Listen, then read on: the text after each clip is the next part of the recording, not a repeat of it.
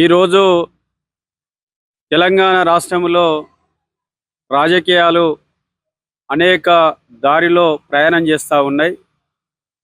దాని కోణంలో ఎమ్మెల్సీ తీర్మానం మల్లన్నను అధికార పార్టీ కాంగ్రెస్ పార్టీ నాయకత్వం సస్పెండ్ చేయడం జరుగుతూ ఉంది. తీర్మానం మల్లన్న ఒక బీసీ బిడ్డ, బడుగు బలిగిన వర్గాలకు సంబంధించిన బిడ్డ. కాంగ్రెస్ పార్టీలో ఉన్న ఎమ్మెల్సీని సస్పెండ్ చేయడం ఎంతవరకు సంబంధించం అనేది ఒక భారీ బీసీ వర్గం అంతా కూడా ఆలోచన చేస్తూ ఉన్నారు.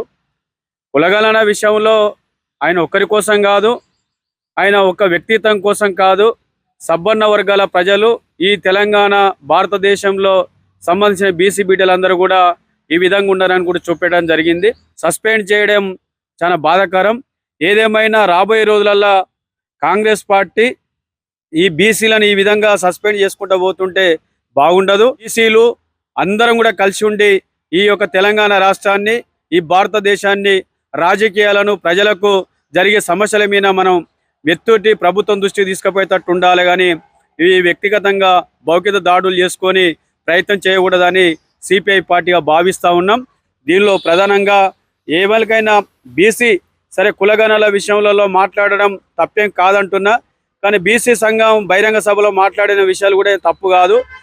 కాకపోతే మాటల యుద్ధం కాకుండా ఈ యొక్క అంశాలను అర్థం చేసుకొని అందరూ కూడా కూడి ప్రయాణం చేసి ప్రభుత్వాన్ని ఒక మార్గదర్శనంలో పెట్టాలనేది ఆలోచిస్తూ తీర్మానం మల్లన్న సస్పెండ్ను మళ్ళీ పునరాలోచన చేసి ప్రయత్నం చేసుకుంటే బాగుంటుంది.